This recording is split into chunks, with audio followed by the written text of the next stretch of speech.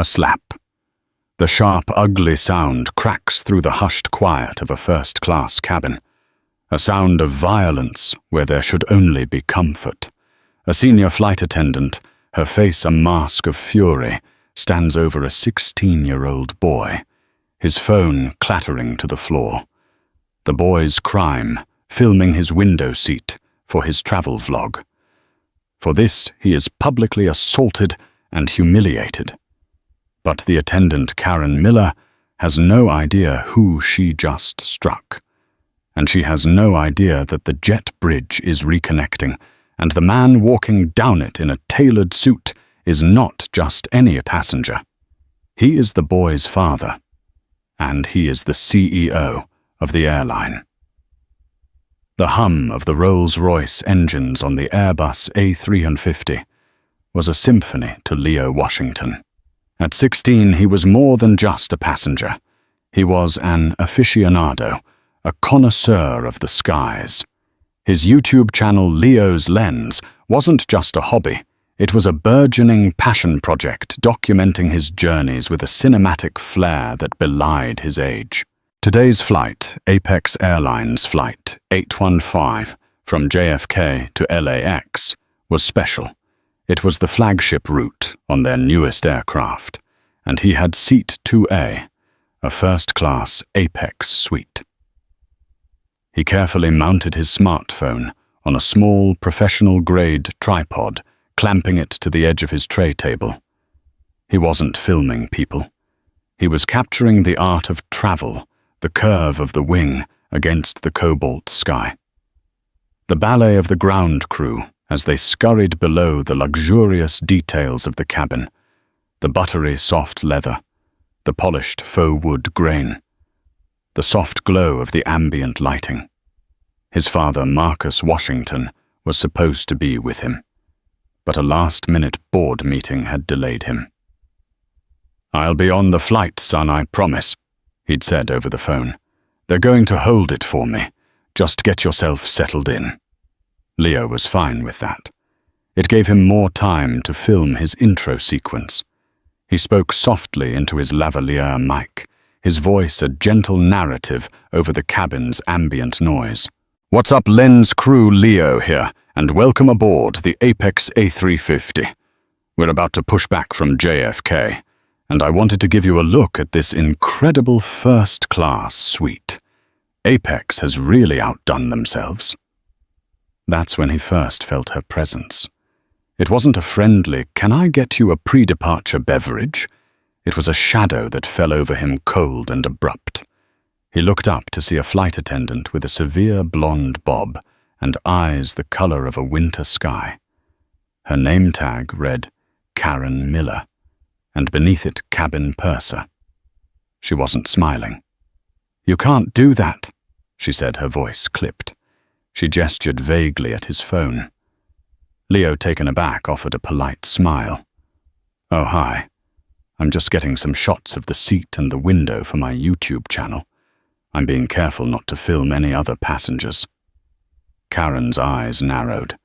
She scanned his attire, a stylish but comfortable Fear of God hoodie designer jeans and pristine Nike sneakers. Her gaze lingered for a moment, an almost imperceptible curl to her lip. "It's against airline policy. It's a security risk. You need to put that away. Now." Leo was confused. He'd flown dozens of times, filming on every trip. He knew the rules. "I think the policy is about not filming security procedures or crew without permission. This is just for my travel vlog. It's totally fine." He tried to keep his tone light and respectful. He was a guest in her home, after all. "I am the purser on this aircraft," Karen stated, her voice dropping a decibel, losing its feigned politeness and gaining a hard, authoritative edge. "And I am telling you what the policy is on my flight. Put it away, or I'll have you removed." The threat hung in the air, shockingly disproportionate.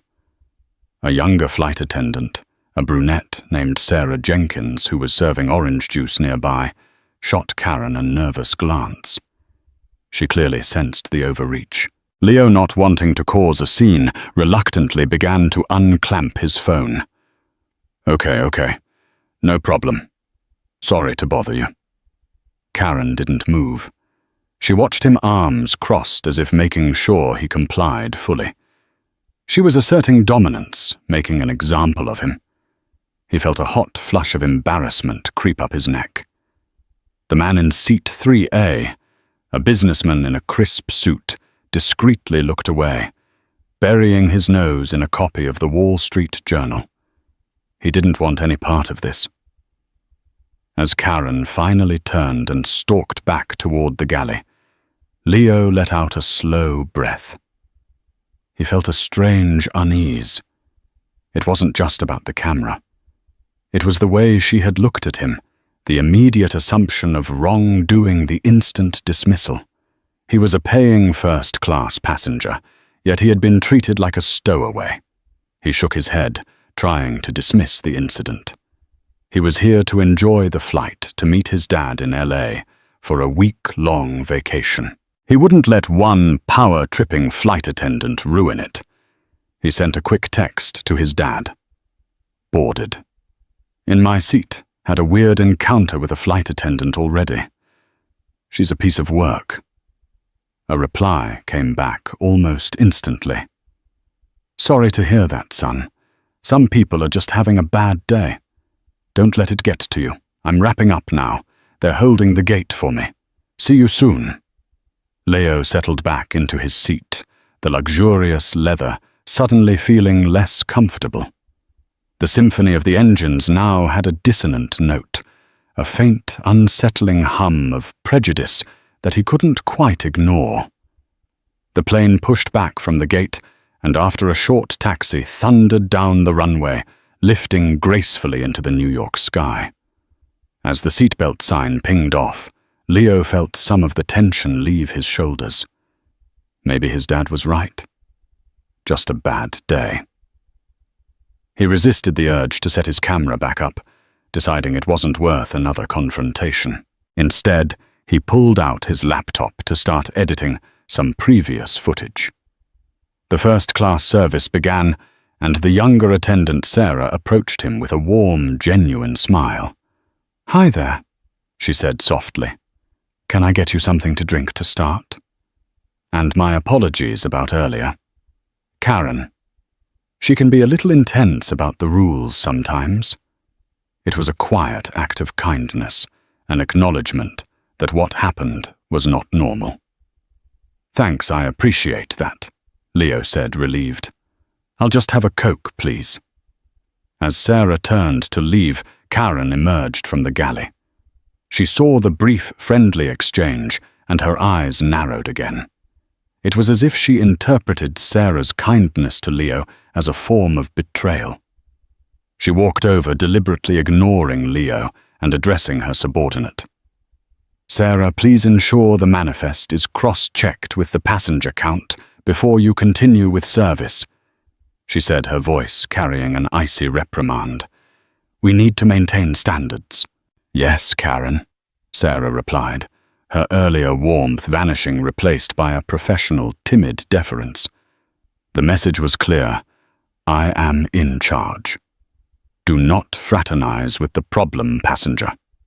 The next hour of the flight passed in a state of Cold War.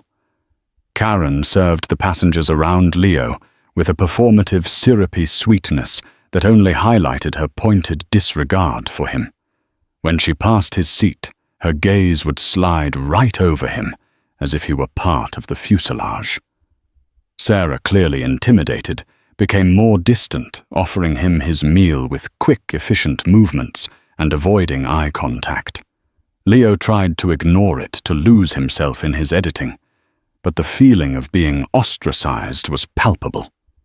He was a 16-year-old kid in a cabin full of adults, and he was being singled out and bullied by the person in charge. The injustice of it all began to gnaw at him.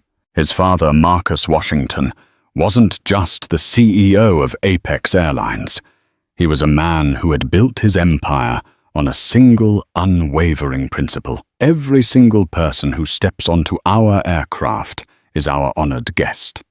He had drilled into Leo the importance of respect, dignity, and quiet confidence. He had also taught him to stand up for himself when treated unfairly.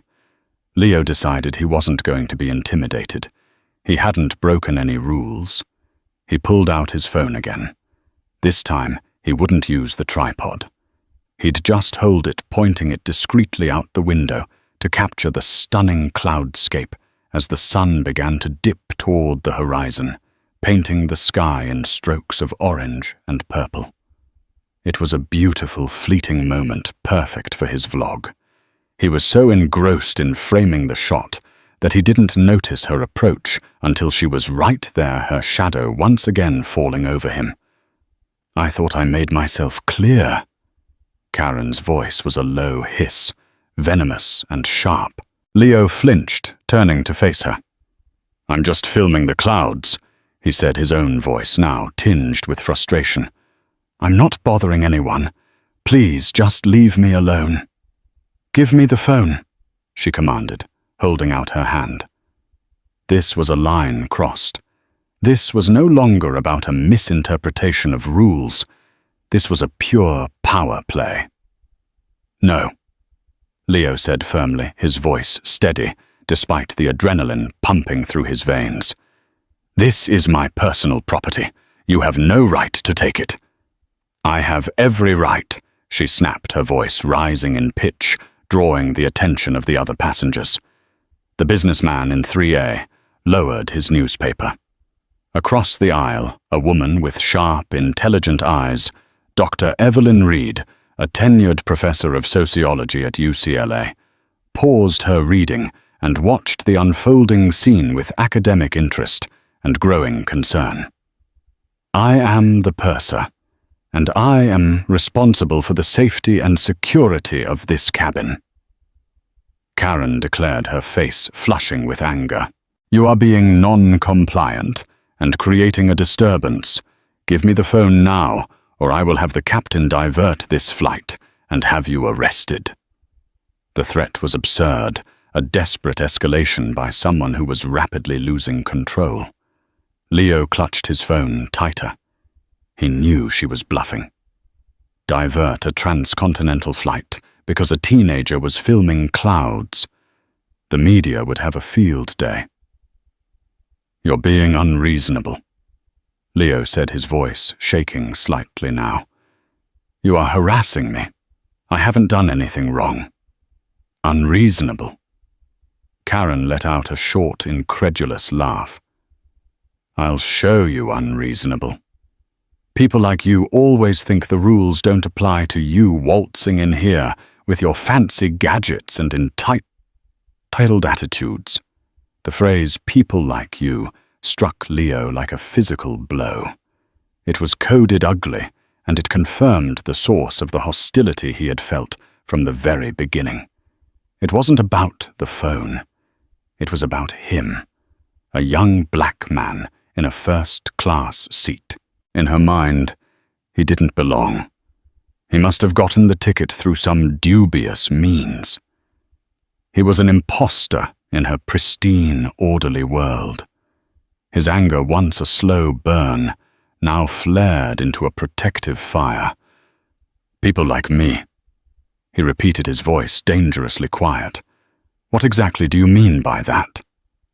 Karen seemed to realize her mistake, the mask of authority slipping to reveal the raw prejudice beneath. But instead of backing down, she doubled down.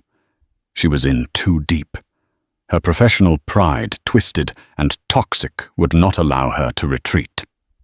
"You know exactly what I mean," she snarled. "Now give me the phone," she lunged.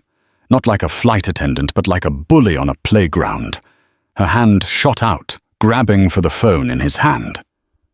Leo instinctively pulled back, his grip tightening. The world seemed to slow down, every detail magnified. The glint of the overhead light on Karen's manicured nails, the faint scent of her floral perfume, now acrid and suffocating, the determined set of her jaw, the fury in her eyes. It was a moment suspended in time, a tableau of aggression and defiance hanging in the pressurized air, 38,000 feet above the earth. Leo's reaction was pure instinct. He was a 16-year-old boy, and an adult was trying to physically snatch his property from him. He twisted his body away, shielding the phone with his shoulder. "Get off me!" he yelled, his voice cracking with a mixture of fear and outrage. His resistance seemed to enrage Karen further. Her authority had been challenged, her prejudice questioned, and now her physical attempt to dominate him was being thwarted. A switch flipped inside her. All semblance of professionalism, of customer service, of basic human decency evaporated in a flash of white-hot anger. Her other hand, the one not clawing for the phone, came up. It was a swift, uncontrolled motion, a product of pure, unadulterated rage. Crack! The sound was sharp and ugly, a percussive pop that cut through the engine's hum like a gunshot. It was the sound of a palm connecting forcefully with a cheek. Leo's head snapped to the side from the force of the blow. A stunned, searing pain erupted on his left cheek. For a second, there was only a ringing in his ears and a blinding, disbelieving shock. He had been hit. An airline employee, the purser of the flight, had just slapped him across the face. The phone slipped from his numb fingers, clattering onto the plush carpet. Silence. A profound, absolute silence descended upon the first-class cabin. It was as if the slap had created a vacuum, sucking all the air and noise out of the space. The businessman Hayes in 3A stared, his mouth slightly agape, his newspaper forgotten in his lap. Dr. Evelyn Reed across the aisle gasped, her hand flying to her mouth, her sharp eyes wide with horror and disbelief. The younger flight attendant, Sarah, who had been emerging from the galley, froze mid-step, her face a canvas of pure shock. Even Karen seemed momentarily stunned by her own actions. She stood there, her hand still slightly raised, her chest heaving. The flush of anger on her face began to drain away, replaced by the dawning, terrifying realization of what she had just done. She had crossed a line from which there was no return. She had assaulted a passenger, a minor. Leo slowly, shakily raised a hand to his stinging cheek. It was already hot to the touch, a fiery brand of humiliation and violence. He looked up at Karen, and the look in his eyes was no longer just fear or anger. It was something deeper, a profound sense of betrayal. He was a customer of an airline his own father had built, and he had been physically attacked by one of its senior employees. You hit me," he whispered the words barely audible.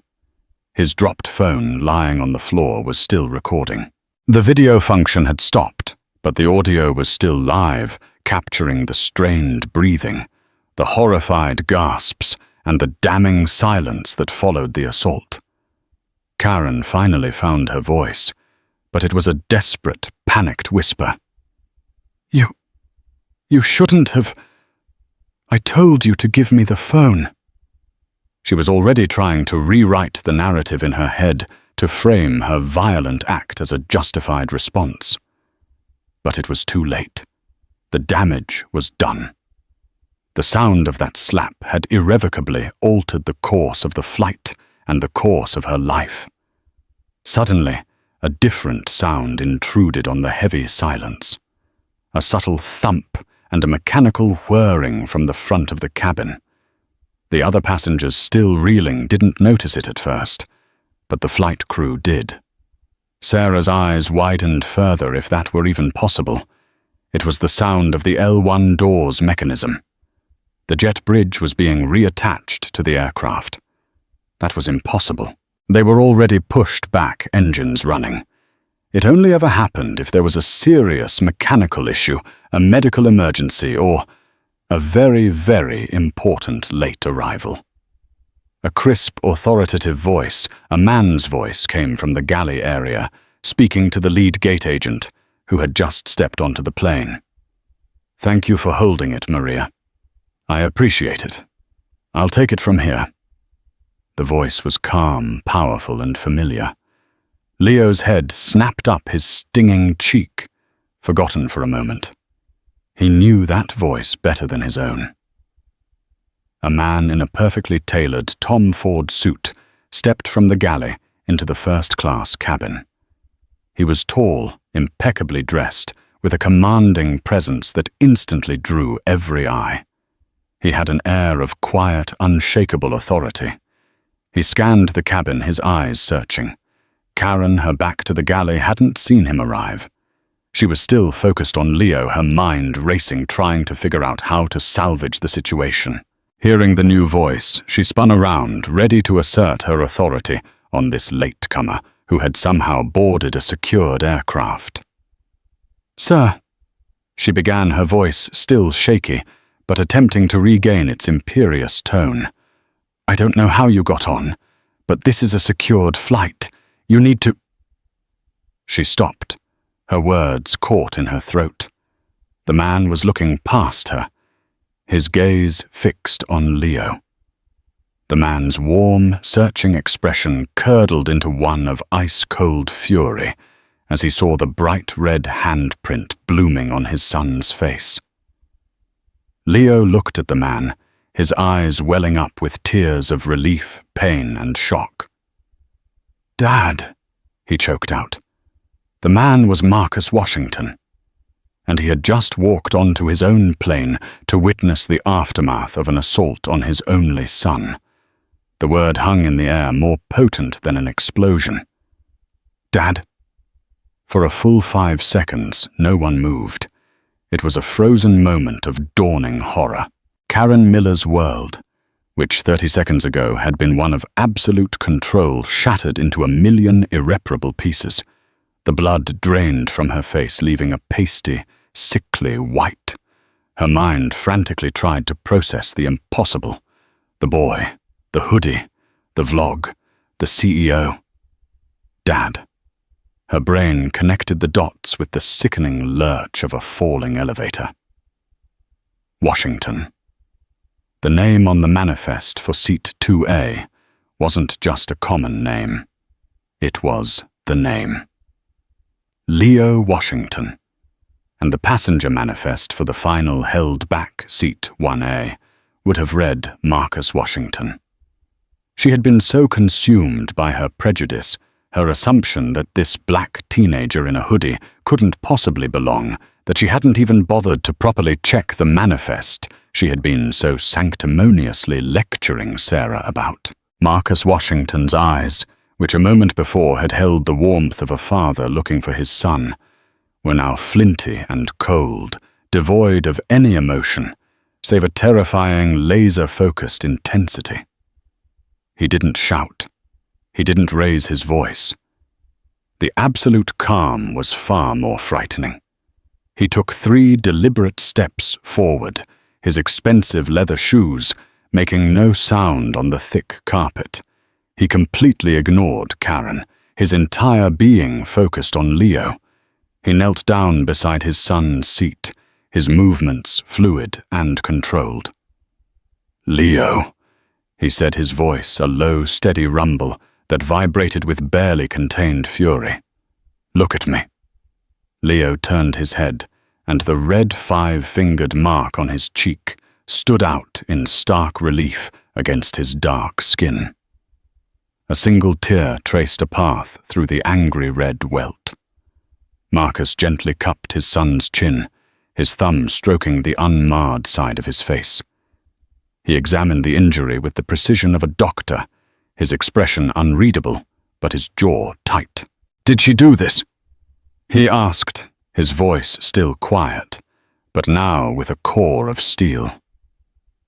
Leo could only nod, a fresh wave of tears blurring his vision. Marcus's gaze lifted from his son and finally deliberately fell upon Karen Miller.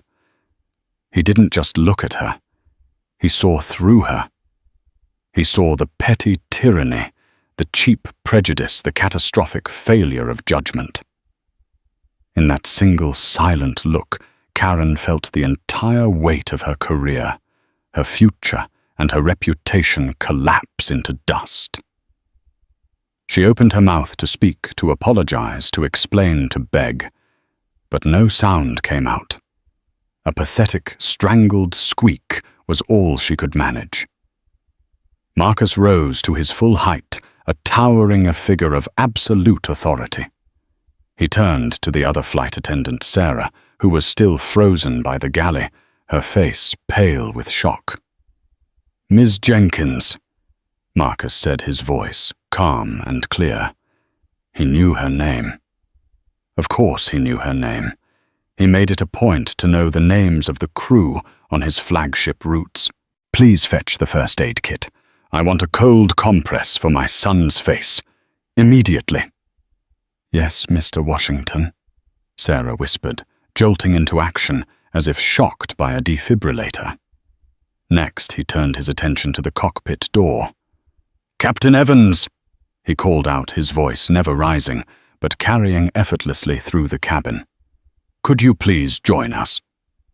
A moment later, the reinforced cockpit door opened, and Captain David Evans, a veteran pilot with silvering hair and a distinguished air, stepped out. He saw Marcus Washington, saw the red mark on the teenager's face, and saw the utter terror in his purser's eyes. His face, usually a mask of professional calm, registered deep alarm. "Marcus," he began, "what's going on? We were told you were boarding." "I have boarded David," Marcus replied, his tone chillingly formal.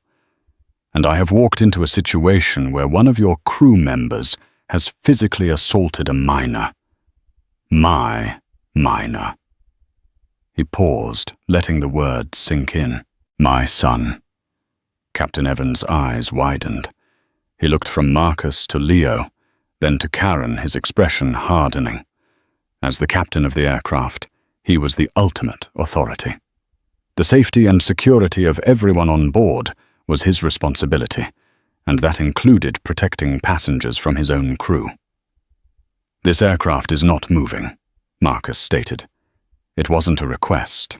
It was an order. "We will be returning to the gate." "Of course, Marcus," the captain said without hesitation.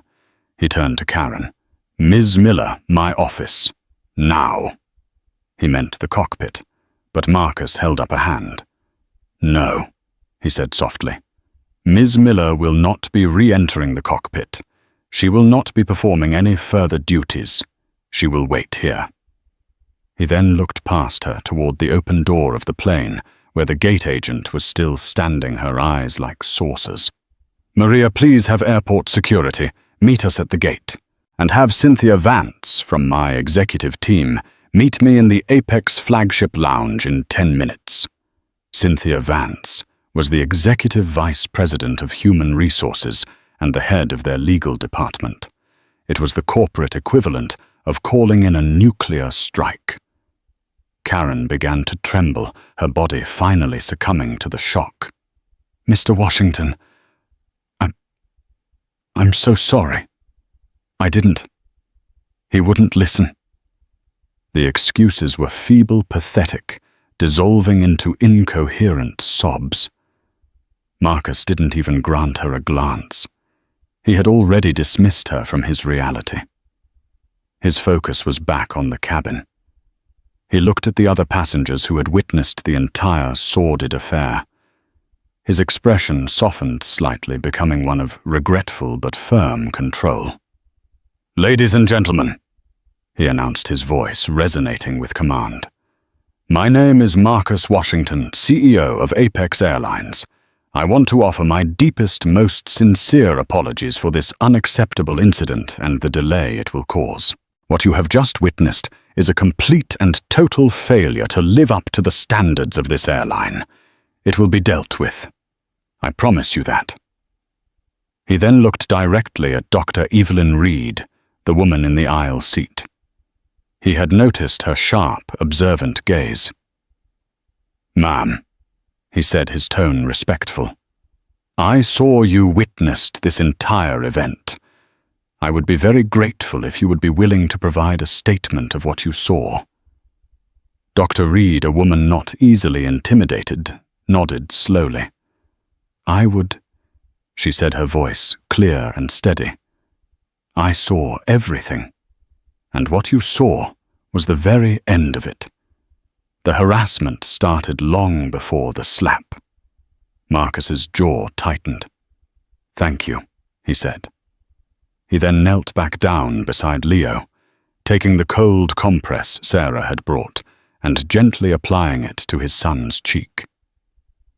The world of corporate takeovers, stock prices and fleet management had vanished. He was just a father tending to his wounded child, his heart breaking with a silent, protective rage that was more terrifying than any shout could ever be. The quiet, efficient dismantling of Karen Miller's life had just begun. The short journey back to the gate was the longest of Karen Miller's life. The gentle purr of the A350's engines now sounded like a death knell. She stood as ordered in the small space between the cabin and the galley, a ghost in her own workplace. She was no longer a purser. She was a pariah, a detainee on an aircraft she had minutes ago commanded with an iron fist. The other crew members, including Sarah, moved around her with a wide berth, their faces a mixture of pity and condemnation. They wouldn't meet her eyes.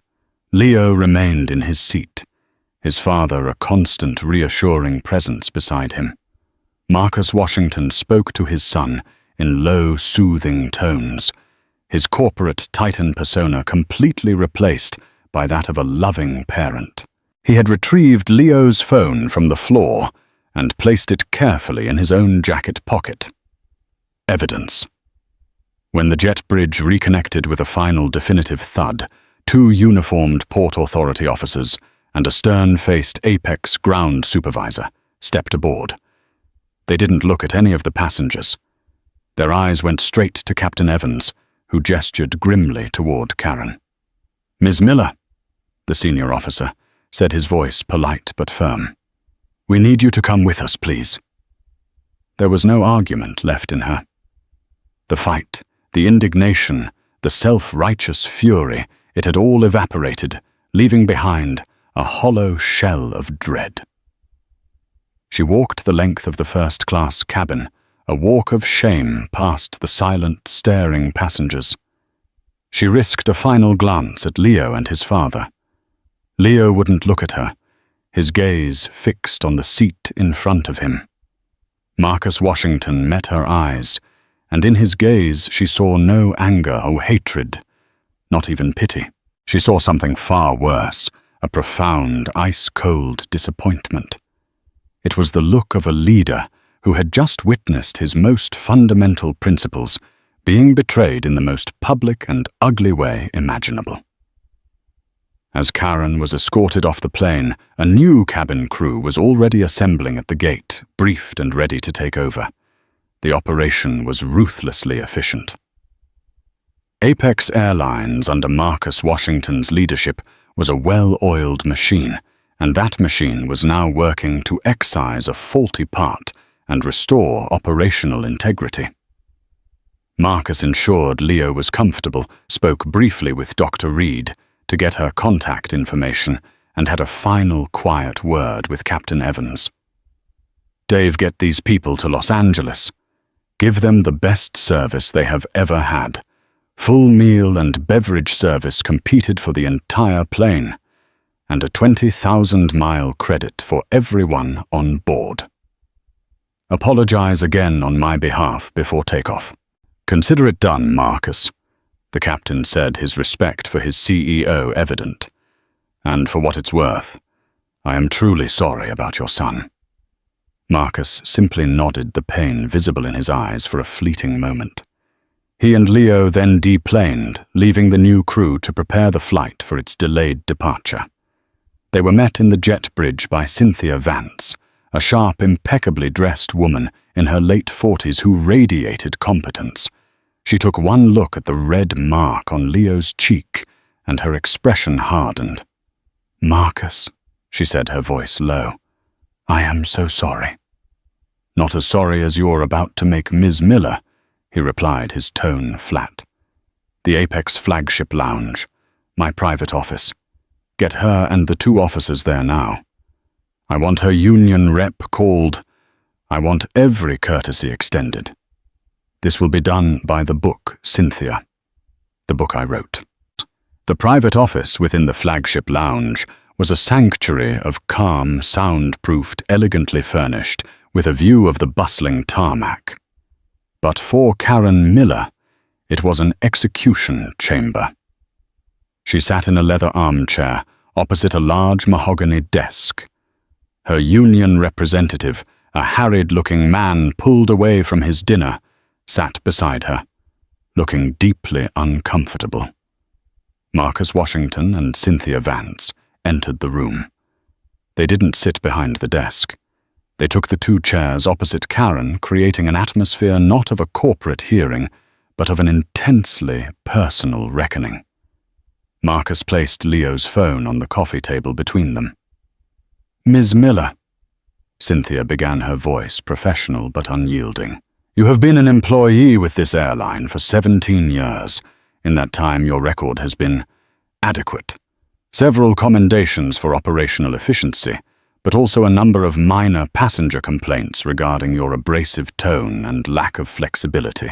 Complaints that in retrospect we should have paid more attention to." Karen paled. She had forgotten about those. The complaint from the family who needed to switch seats, the businessman whose laptop she had berated him for using before the door was closed. Small incidents, but together they formed a pattern. "Today," Cynthia continued, "you went far beyond an abrasive tone. You engaged in a pattern of escalating harassment against a passenger, culminating in a physical assault, an assault on a minor." "He was filming," Karen blurted out the first words she had spoken. It was a weak, pathetic defense. "It's against policy." "No, it isn't," Marcus Washington said, speaking for the first time. His voice was quiet, but it silenced her instantly. "I wrote the policy. The policy prohibits the filming of secure areas like the cockpit or security screening procedures. It prohibits filming crew members who have asked you not to. It does not prohibit a passenger from filming his seat or the view from his window. You wildly and deliberately misinterpreted that rule to harass a young man who did nothing wrong." He leaned forward slightly. "Let's be very clear about what happened here, Karen. You looked at a young black man in a first-class seat, and you decided he didn't belong. You decided he was a threat, a problem, an other who needed to be put in his place. You didn't see a customer. You didn't see a teenager excited about his flight. You saw a stereotype from your own prejudiced imagination, and when he refused to be intimidated, you lost control." The union rep shifted nervously. There was no defending this. The facts were too stark. The witness, the CEO himself, too powerful. It wasn't like that," Karen stammered, tears welling in her eyes. They were tears of self-pity, not remorse. "Then tell me what it was like," Marcus challenged, his voice dangerously soft. He pressed a button on Leo's phone. The audio from the incident began to play. First the ambient cabin noise, then voices. "Give me the phone now, or I will have the captain divert this flight and have you arrested. You're being unreasonable. You are harassing me." "Unreasonable. I'll show you unreasonable. People like you always think the rules don't apply to you. People like me." "What exactly do you mean by that?" And then the horrible, unmistakable crack of the slap, followed by a gasp and stunned silence. Marcus stopped the recording. The sound of the assault echoed in the quiet room. Karen flinched as if she'd been slapped herself. "The audio is damning," Cynthia said clinically. "We have a statement from Dr. Evelyn Reed of UCLA, who corroborates it. We have the testimony of flight attendant Sarah Jenkins, who stated she was uncomfortable with your handling of the situation from the very beginning.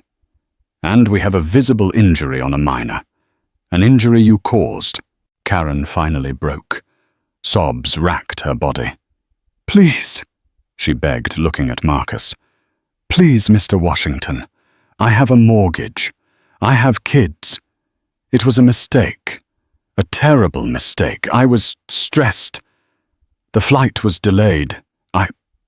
Marcus listened, his face a mask of stone. When she was finished, he let the silence hang for a moment before he spoke. "You have a mortgage," he said, his voice dripping with contempt. "So do my pilots.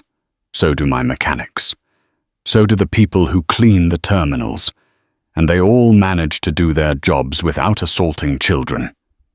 He stood up, the meeting clearly over. "Karen, your employment with Apex Airlines is terminated effective immediately. You will be escorted from the premises. Your final paycheck will be mailed to you. We will be pressing charges for assault. My son," he added, his voice dropping to a near whisper, "will be filing a civil suit. Your personal conduct is not covered by the airline's liability insurance in a case of willful misconduct and battery. You are on your own." He walked to the door and paused, looking back at the crumbling woman in the chair. "You didn't just fail this airline today, Karen. You failed every standard of basic human decency. Get her out of here." And with that, he walked out, leaving Cynthia Vance and the union rep to handle the final grim formalities of a career that had just spectacularly crashed and burned on the tarmac. Marcus and Leo didn't take the next flight to LA. Instead, they were driven to Teterboro Airport, where the Apex corporate jet was waiting to fly them to Los Angeles in privacy. During the silent, smooth flight, Marcus sat opposite his son, the anger on his face replaced by a deep paternal sorrow. "I'm sorry, Leo," he said, breaking the silence. "I'm sorry this happened to you. On my airline. I promise you I will fix this." "It wasn't your fault, Dad," Leo said, his voice hoarse. The adrenaline had worn off, leaving him feeling drained and strangely fragile. The red mark on his cheek had faded to a dull, angry purple. It was her, the way she looked at me, like I was nothing. "No one," Marcus said, his eyes locking with his son's, "gets to make you feel like nothing. Ever." They landed in LA and were driven to their home in Bel Air. The story, however, was just beginning its journey. Dr. Evelyn Reed, the sociology professor, was a woman of principle. When she landed at LAX, she did two things. First, she wrote a detailed, factual, and damning account of the entire incident from the initial confrontation to the CEO's arrival, and emailed it to Cynthia Vance as her official witness statement. Second, she called her niece a journalist with a major online news publication. She didn't give her an exclusive. She simply confirmed the details when her niece called asking about a rumored incident on an Apex flight.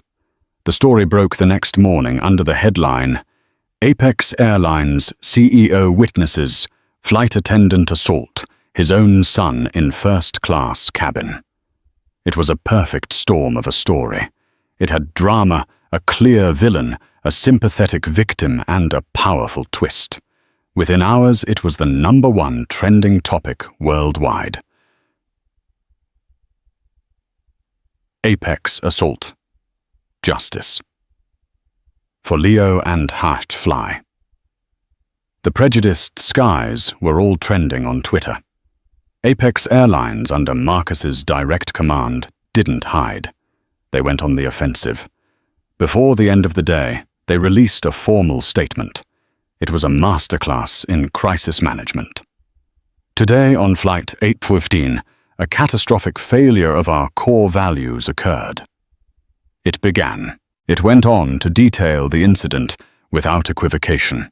calling the actions of the former employee appalling, unacceptable, and rooted in a prejudice that has no place at Apex Airlines or in our society. It confirmed the employee had been terminated and that the company was cooperating fully with law enforcement and pursuing its own legal action. The statement ended with a direct quote from Marcus Washington. "I apologize not just as a CEO, but as a father. This incident has revealed a vulnerability in our training and culture, and I will dedicate every available resource to ensuring it is rectified. This will never happen again on our watch." The public response was overwhelmingly positive. Marcus's swift, decisive, and transparent handling of the crisis was lauded. But the court of public opinion was far less forgiving of Karen Miller. Her name, once anonymous, was now everywhere. Amateur internet sleuths found her social media profiles, which were quickly flooded with vitriolic comments. Her picture was plastered across news articles and angry blog posts. She became a meme, a symbol of entitled racist behavior. She lost friends. Her neighbors shunned her. She was forced to delete her online presence and essentially go into hiding. But it was too late. She was a pariah. The legal karma was just as relentless. The Port Authority of New York and New Jersey charged her with assault in the 3rd degree. Marcus and Leo filed a civil lawsuit for battery emotional distress and negligent infliction of harm.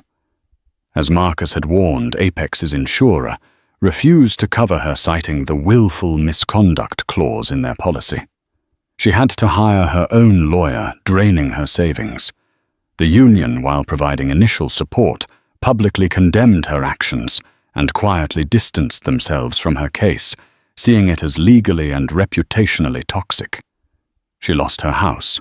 The legal bills mounted, and without a job, she was now arguably the most unemployable flight attendant in the world. She couldn't pay her mortgage. Her husband, a man who had long been weary of her abrasive personality, saw this public humiliation as the final straw. He filed for divorce.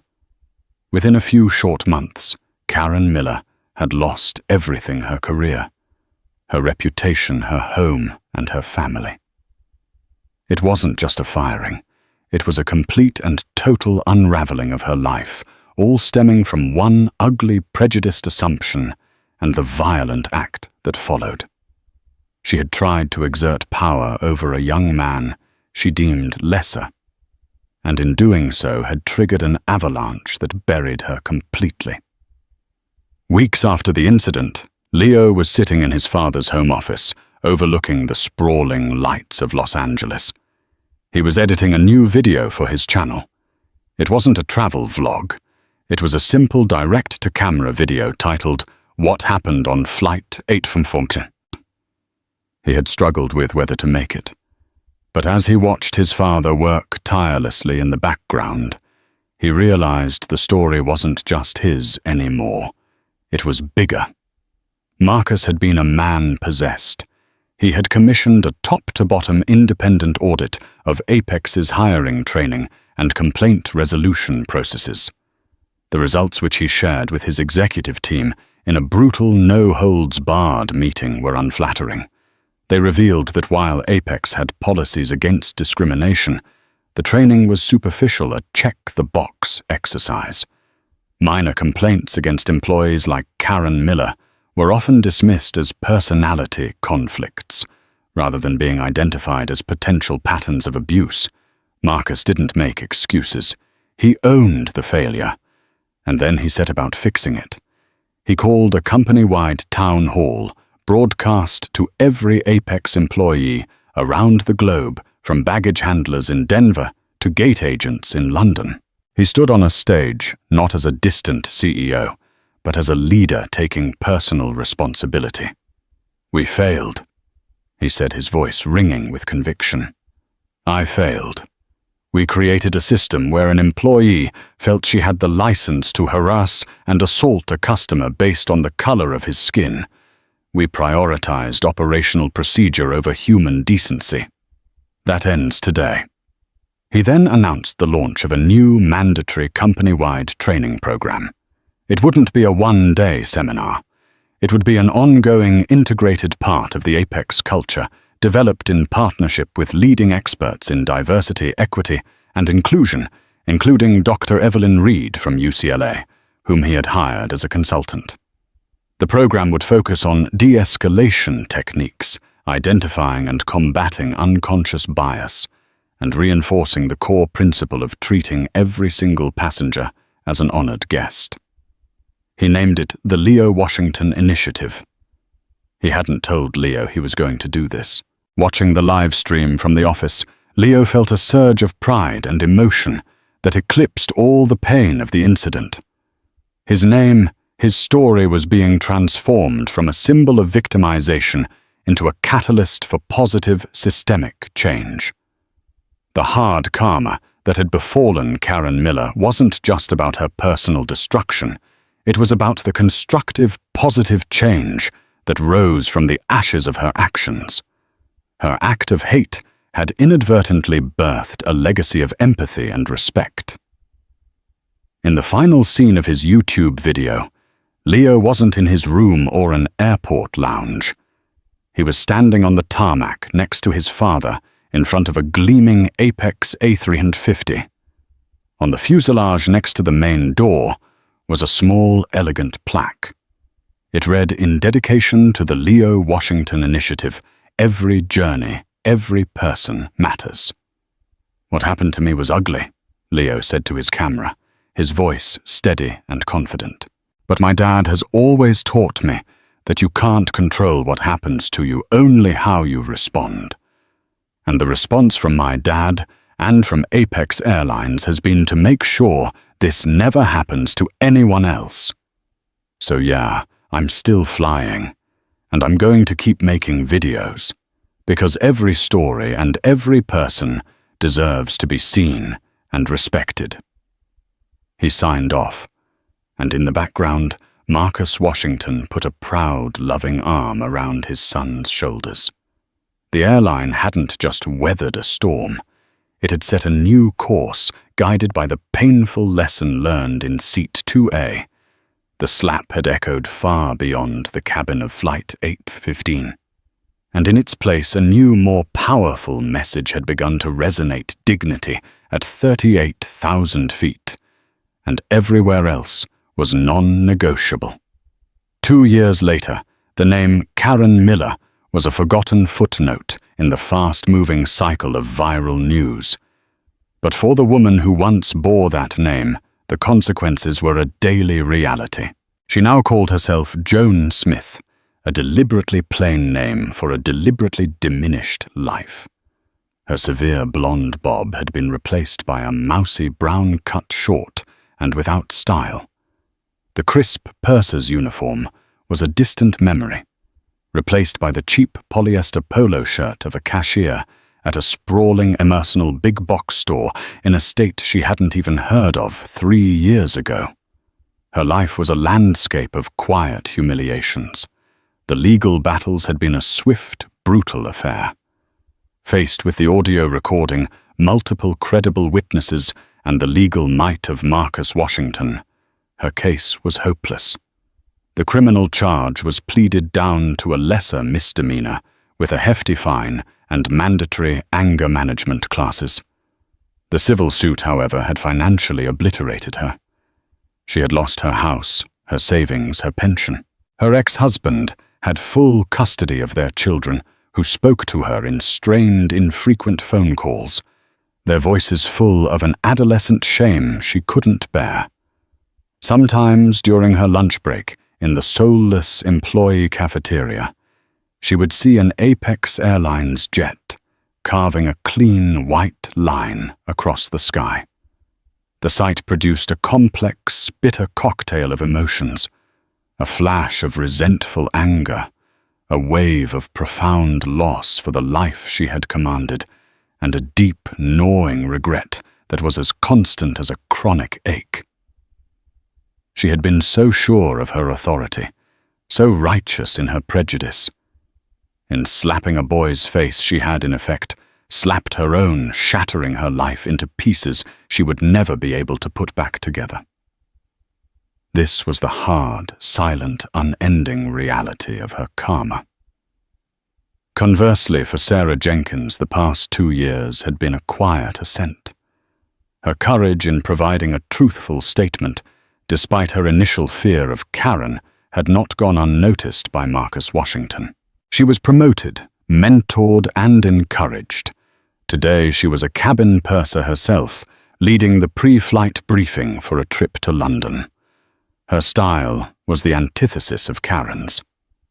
"Remember the core of the Leo Washington Initiative, everyone," she said to her crew, her voice warm but firm. "We don't just serve, we connect. We don't just enforce rules, we ensure comfort and safety with respect. Look at your passengers. See the person, not a seat number or a potential problem. Empathy is our standard operating procedure." Her team listened, nodding. The culture had truly changed from the inside out. Sarah, the quiet observer, had become a leader, her career flourishing in the space cleared by the downfall of a bully. Leo Washington was now 18, preparing for his freshman year at USC's prestigious School of Cinematic Arts. Leo's lens was no longer just a popular YouTube channel. It was a brand synonymous with conscious, respectful travel. He had over 2 million subscribers. He'd signed a deal for a limited series with a streaming service exploring the human side of the travel industry. The incident had changed him, forging a quiet confidence and a powerful sense of purpose from the crucible of humiliation. He had become an accidental advocate, a young man who had found his voice after someone had tried to silence him.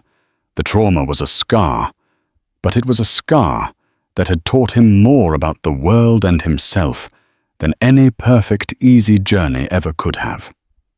One evening, Marcus Washington sat in his study, a glass of scotch in his hand. He wasn't looking at stock reports or fleet acquisition plans. He was watching Leo's latest video. In it, Leo was highlighting a small, family-run hotel in Vietnam, praising the kindness and genuine hospitality of the owners. Marcus smiled. The Leo Washington Initiative had become the crowning achievement of his career. It had transformed the airline, making Apex the gold standard for customer experience and employee satisfaction, which in turn had driven profits to record highs. But that wasn't the source of his pride. His pride came from the son who had endured an ugly ordeal and emerged not bitter, but better. He had turned pain into purpose. Marcus picked up his phone and called him. "Just saw the new video, son," Marcus said, his voice full of warmth. "Vietnam looks incredible. You make me want to book a flight." "You kind of have a plane you can use, Dad." Leo laughed from his dorm room in LA. "But thanks. It was an amazing place. The people were everything." "That's all that ever matters, Leo. The people," Marcus said, looking out at the city lights. "You taught an old CEO that lesson all over again."